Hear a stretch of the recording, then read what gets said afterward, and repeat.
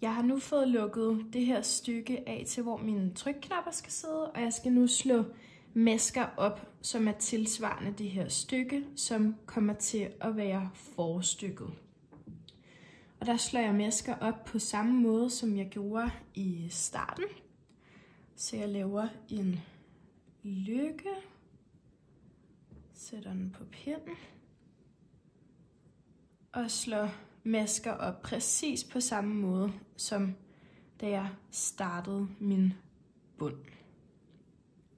Og når jeg så har slået de her masker op, så skal jeg strikke frem og tilbage, ligesom jeg gjorde med mit andet forstykke i retstrik. Jeg skal nu til at lave udtagninger ind mod halsen, og man kan se, at det er ind mod halsen, fordi det er den her side, jeg skal lave mine udtagninger på, altså som vender op mod halsen. Og det jeg gør, når jeg laver mine udtagninger, det er, at det er en nem udtagning, så det vil sige en udtagning, hvor man laver 2 masker i 1 maske. Og det jeg gør, er, at jeg tager min pen nedefra op midt igennem, henter tråden, så altså en helt almindelig ret, men jeg hiver pennen tilbage igen, og normalt vil man så løfte masken fra venstre pind hen på højre pind her, og så har man strikket en ret maske. Men fordi jeg skal strikke 2 masker i 1 maske nu, så tager jeg min pind oppefra ned midt igennem bagerste maskeled, så pinden kommer ud heromme på bagsiden, henter tråden, som om det var en almindelig ret, og trækker den ind igennem igen, som om det var en helt almindelig ret. Og på den måde har jeg strikket 2 masker i 1 maske. Og så strikker jeg bare resten af min pind ret, og på den måde har jeg lavet en udtagning, som ligger her. Jeg har nu strikket mit andet forstykke, og det er det, som skal ligge ovenpå her. På den måde kommer der altså til at være knapper her. Og jeg skal nu samle mine forstykker. Jeg har strikket hele vejen hen til midten ved det ene forstykke. Så skal jeg slå lykkeopslag op imellem forstykkerne, og så skal jeg strikke videre hen på det andet forstykke. På den måde så bliver mine forstykker samlet, og jeg kan derefter komme til at strikke frem og tilbage, ligesom jeg har strikket bagstykket. Så jeg slår lykkeopslag op nu, og sådan som man slår lykkeopslag op, det er, at du laver en lykke rundt om din finger, så du slår altså garnet ind over hinanden. Sådan her. Og så kan man se, at der kommer et lille hul her, og på den måde er garnet også viklet ind over hinanden. Så tager du din pind bagfra, skubber midt frem igennem lykken, og hiver til på din pind. Så slå garnet rundt om hinanden, så du får en lykke. Tag pinden bagfra, midt frem igennem, og stram til. Og så laver jeg altså mine lykkeopslag. Og når jeg har lavet dem, så skal jeg til at strikke videre hen på mit andet forstykke. Og jeg er i gang med at strikke retstrik, så derfor skal jeg bare strikke retmasker. Så jeg strikker bare helt almindelig ret hele vejen hen igennem på den her pind.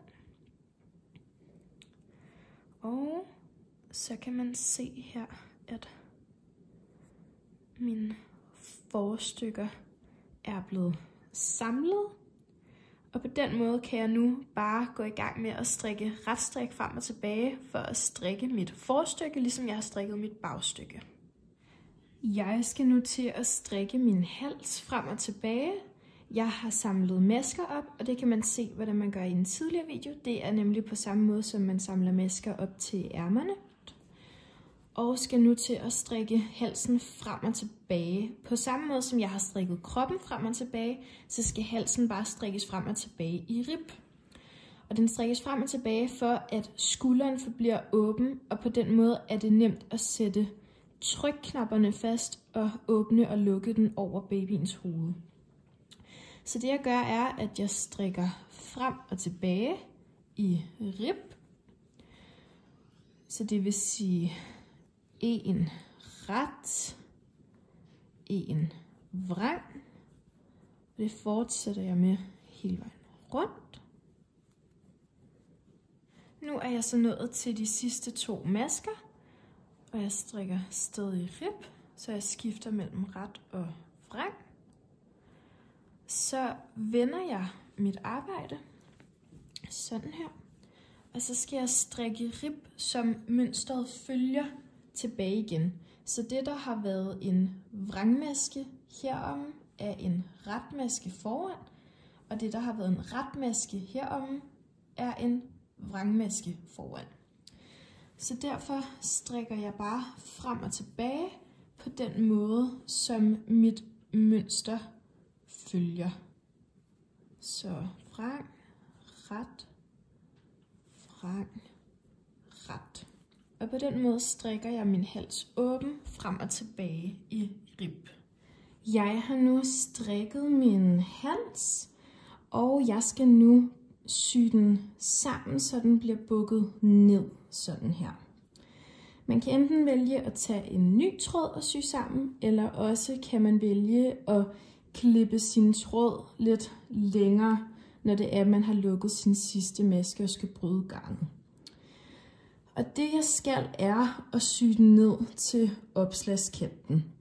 Og her er det vigtigt, at man syr lige, så den, der er en retmaske foran, kommer til at blive syet ned med det, der er en vrangmaske bagpå. På den måde bliver den syet lige hele vejen rundt. Så jeg sætter min tråd på en uldnål.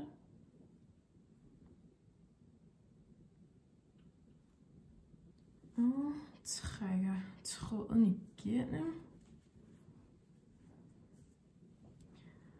Og så skal jeg sy den ned.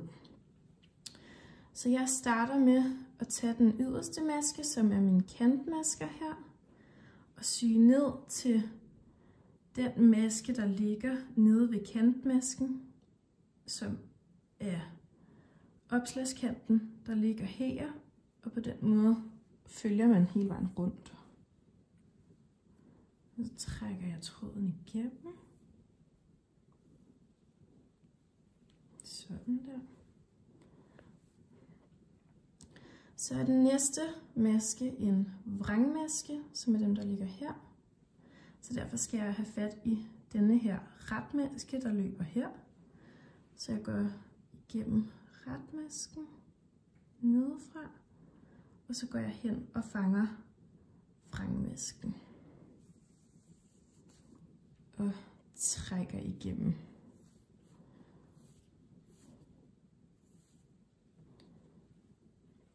Nu er det så en retmaske, der skal hen til en vrangmaske.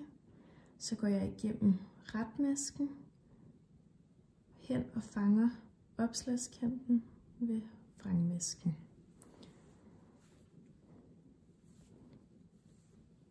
Så på det stykke, der bukkes ned, så er det altså mine aflukkede masker, der løber her, som jeg skal fange. Og på det stykke, jeg syr ned til, så er det altså opslagskanten, altså der, hvor jeg har hentet mine masker.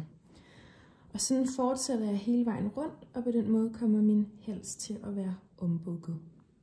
Jeg har nu ombukket hele min halskant, og derfor får jeg de her 2 huller i enderne, hvor det er, at min ombuk starter. Så derfor vil jeg nu sy de 2 huller sammen.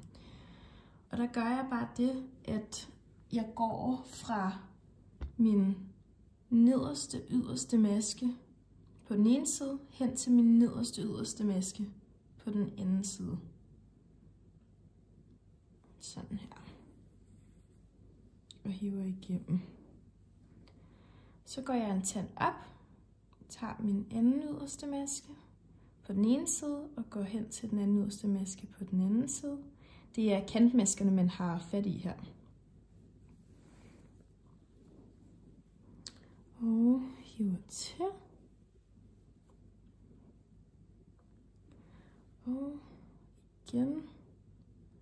Sådan fortsætter man hele vejen op.